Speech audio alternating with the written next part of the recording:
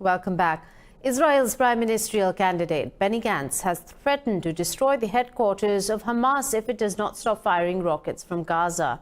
Speaking at a rally, Gantz said he will restore a policy of deterrence against Hamas leaders.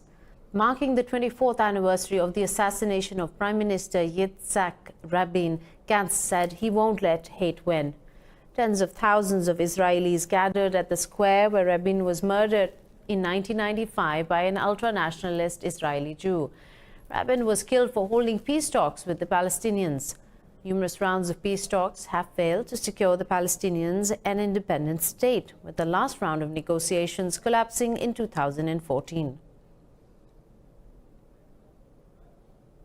In Afghanistan, at least 10 security personnel have been killed in clashes with the Taliban in northeastern Badakhshan province. Taliban spokesman Zabiullah Mujahid says 15 others have been wounded. Government officials say heavy fighting is still ongoing after Taliban attacked Nusai district early yesterday. They say the district may fall into Taliban's hands if reinforcements are not sent by the Kabul administration.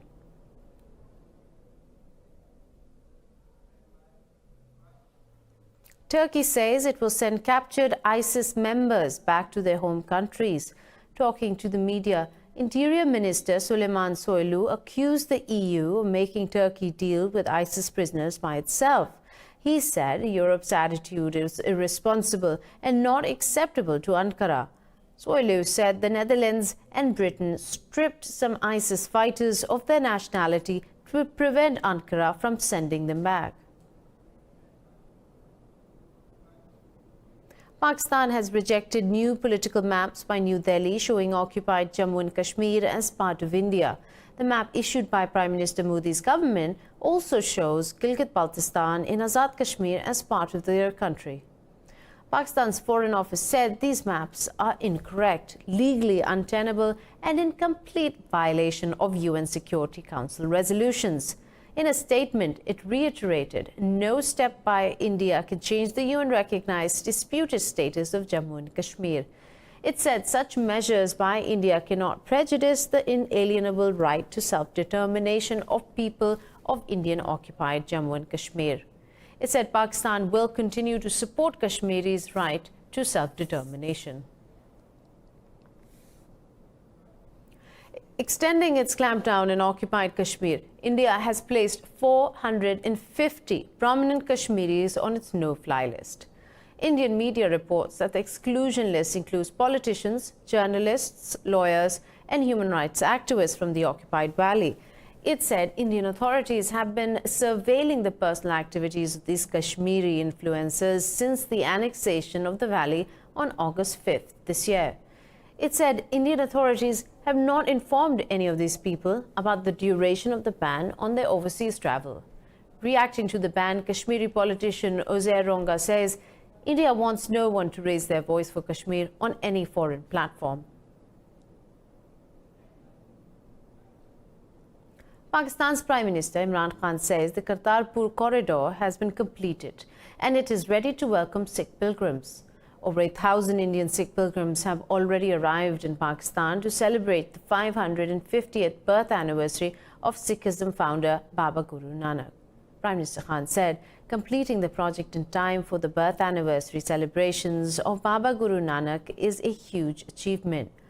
The Prime Minister has already waived a processing fee for pilgrims using the Kartarpur corridor on its opening day and on Guru Nanak's birthday. Khan will formally inaugurate the Kartarpur corridor on November 9th.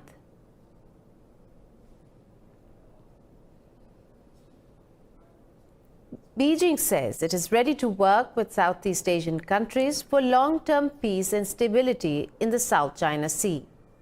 Chinese Premier Li Keqiang met the leaders from the Association of Southeast Asian Nations during the 35th Asian Summit in Bangkok. Li said progress on a long-awaited South China Sea Code of Conduct is due for completion within 3 years. He said China has confidence in developing relations with Asian nations. China's maritime claims in the South China Sea are rejected by several members of ASEAN that have competing claims in the busy waterway. ASEAN is struggling to formulate a legally binding code of conduct.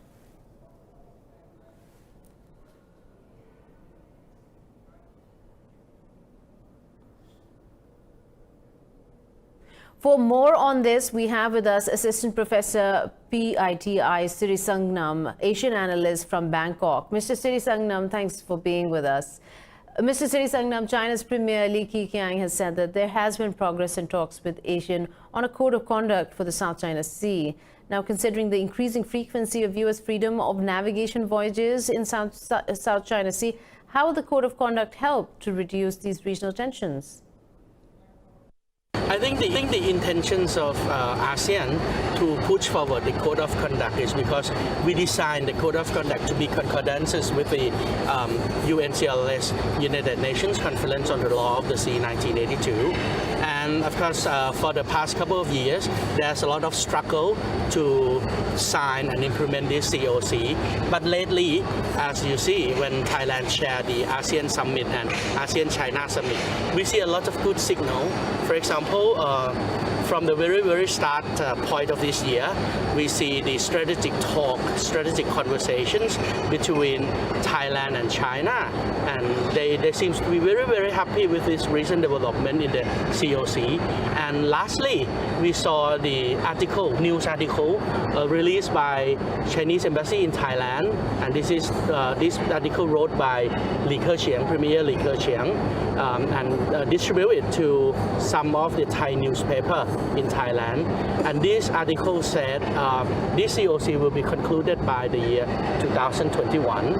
And we see another good sign from ASEAN Summit meeting, right? Because right now we have a COC without any binding in order to protect the environmental issues in South China Sea.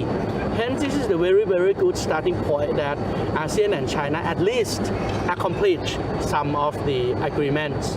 And of course, since we designed these agreements to be concordant with the UNCLOS, we expect a very good signal of freedom, safe, and environmental protection navigations in South China Sea.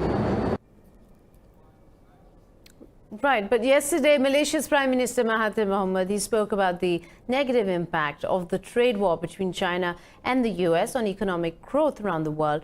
Now, considering the ASEAN is the world's fastest growing regional economy, how deep has that affected how deep has the trade war affected it?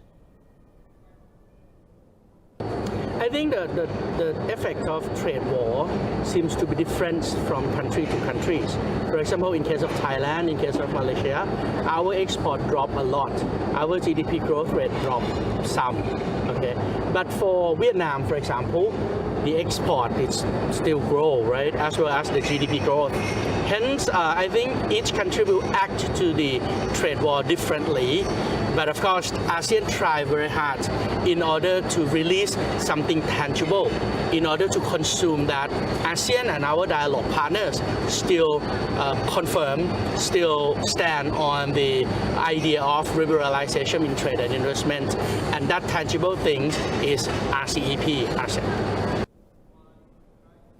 Doubts about the signing of the RCEP free trade agreement, they're swirling over the ASEAN summit because of India's position. Do you expect that maybe the agreement to be signed on Monday, or is it likely to be delayed again? I think it's the normal practice for the negotiation team from India.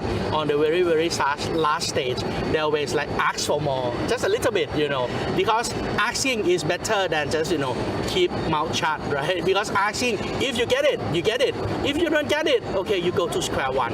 Hence, that's the nature of Indian negotiation teams. And I think all other countries' negotiation team already understand this nature, right?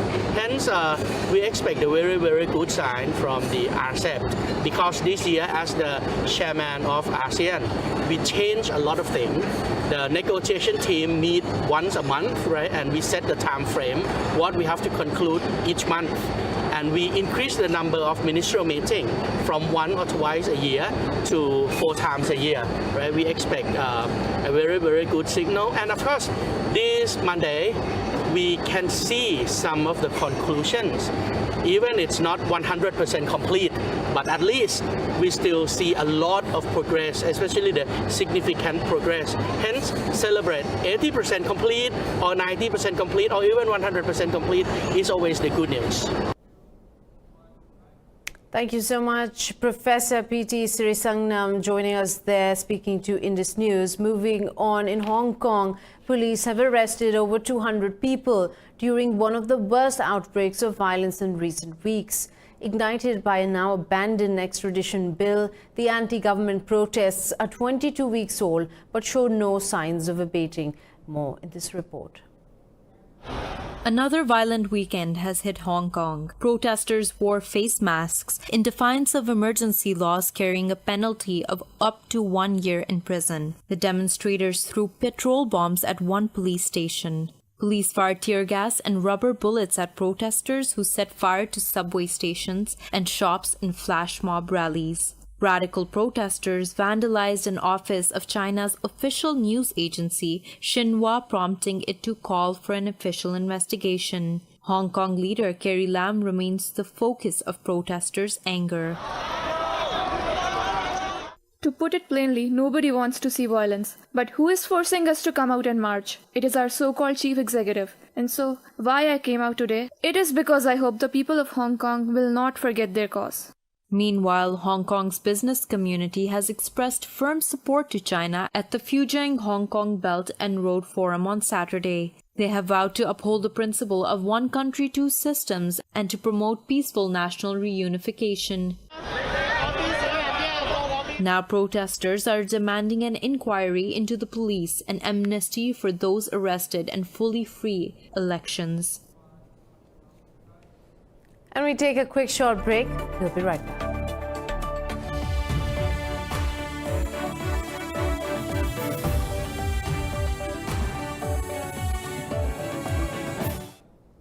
Welcome back. The UN has asked Myanmar to ensure safe return of Rohingya Muslims driven out by army operations. Speaking at the ASEAN summit in Bangkok, UN Chief Antonio Guterres expressed deep concern about the plight of the Rohingyas.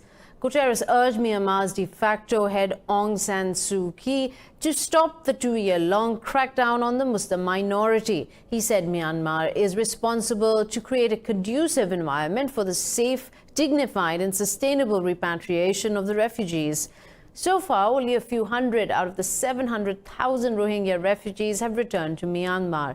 Despite repeated petitions by the UN and endless criticism by world leaders, Myanmar has refused to bend in its approach to the Rohingyas. United Nations Chief Antonio Guterres has warned Asia to quit its addiction to coal. He was speaking to reporters during the ASEAN summit in Bangkok. The UN Secretary General said countries in the region are among the most vulnerable to global warming. Guterres said Asia needs to be on the front line of the fight against climate change with carbon pricing and better energy policies. The warning follows a new study that Asian countries are at particular risk of climate-driven flooding. The research shows 300 million people living along the world's coasts could be hit by devastating flooding by 2050. Coastal cities such as India's Mumbai, China's Shanghai and Thailand's Bangkok could be submerged in 3 decades.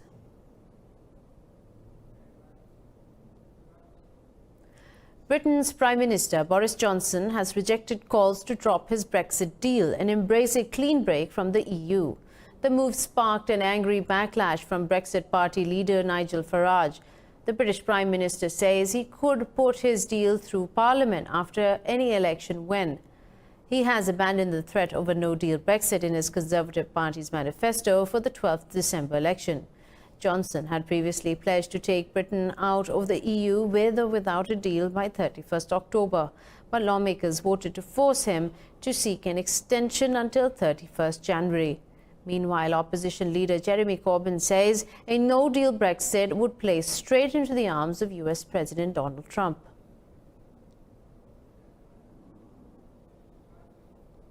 The First Minister of Scotland, Nicola Sturgeon, says independence is within touching distance. The Scottish National Party leader made these comments during a rally in Glasgow. Scotland would need the British government's permission to hold another independence referendum legally. The SNP wants to transfer powers to Scotland's devolved parliament, where Sturgeon sits. The First Minister urged voters to use the upcoming 12th December election to send a message to Westminster. We are gathered here for one simple purpose. And that purpose is to demand the right to choose a better future for our country. In Algeria, Election Monitoring Authority has approved 5 candidates to run for the presidential elections of December 12th. Former Prime Ministers Abdelmadjid Tebboune and Ali Benflis are among the final candidates running for office. Head of Election Monitoring Authority, Mohammed Chofi, said among the many candidates, only few were able to fulfill the requirements of running for president.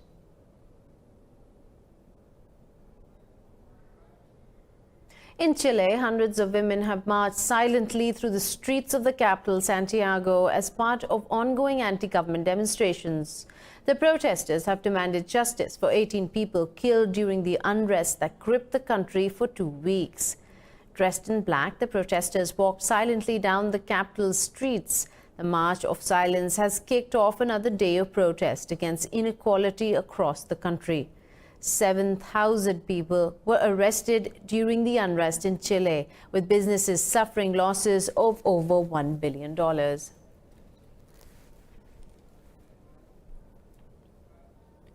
Saudi oil giant Aramco has announced the company's IPO will go ahead. The kingdom agreed to a stock valuation of nearly $1.5 trillion to ensure the IPO is a success. The IPO offering is key to Prince Mohammed bin Salman's Vision 2030 plan. It is a bid to overhaul the Saudi economy and end the kingdom's reliance on oil exports. During a press conference, Aramco CEO Amin Nasser said this is a huge step for the company. In the Falkland Islands, dozens of Zimbabweans are clearing landmines in harsh weather conditions. Far from their families, the workers are facing a significant cultural change. Let's take a look at this report. This is Falkland Islands, home to sheep farms and abundant bird life. Here is a surprising community of around 100 Zimbabweans. They are experts at clearing mines laid during the 1982 war between Argentina and the United Kingdom. I think it makes living here easier because, you know, anytime you go back home from work, you have someone to talk to who understands where you come from and who understands the challenges that you're facing on a daily basis. Deminers put their lives at risk to make the place safe for locals. The brave hearts keep themselves busy in different activities. There are also female workers living far from family. You know, I'm a mother, so I miss my kids every day. I wish I could be with them, but because of circumstances, Zimbabwe is not like good, so we have to work here so that we provide for them. SafeLane Global is responsible for clearing the 2 million mines along the border between Zimbabwe and Mozambique. The company is happy with the performance of deminers. Here, since 2015, we've had basically the same group of deminers. Reliable, cheerful, not a bit of trouble, really great guys to work with. There were originally 122 acres to clear in the Falklands, but there are only 11 to 12 left. The project, which began in 2009, is expected to finish by the end of next year. In Nepal, authorities have found new ways to tackle the tons of waste on Mount Everest. Now, trash from the mountain is used to make upcycled items for homes and hotels in Kathmandu and other major cities. More in this report. A group of tourists sips water at a hotel in Kathmandu in Nepal, unaware that these green glasses were once bottles discarded on Mount Everest. Earlier this year, Nepal's government and mountaineering groups organized a 6-week cleanup operation on the world's tallest mountain. A 14-member team retrieved over 10 tons of waste that was later sent to recycling centers where the workers sorted materials manually. At least the waste is not dumped. We're working to recycle and upcycle this waste as much as possible. And we don't need big technology for this. We are working out of small units. Community NGOs also recently launched a campaign to transport waste to recycling centres by harnessing roughly 50,000 trekkers. They were each asked to carry a 1 kilogram pouch of trash to Kathmandu for recycling. It's not just better for us and the environment, but then it goes bigger, way bigger than that. It's recycling, upcycling, encouragement of everyone who's trying to move into that direction of making the globe into a better place, reducing all the waste. Mountaineers still warn that the collected waste is just a fraction of Mount Everest's rubbish. Reversing the damage caused by tourists over the decades remains a work in progress. Now, when was the last time someone wrote you a letter instead of sending an email or a WhatsApp message? Well, with everybody carrying a smartphone, the regular mail seems redundant, but the post must go on. And this includes Russia, where the country's eldest postal worker, an 80-year-old woman, is still doing her job on foot. There's more in this report.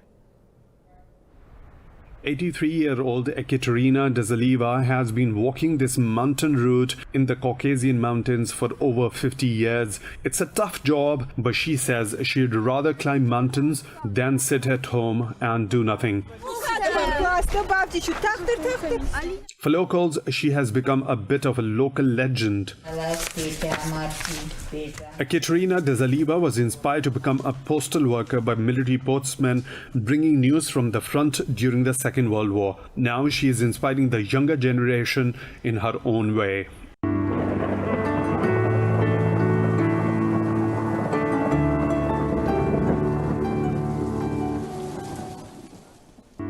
And now let's take a look at what the weather looks like around the world.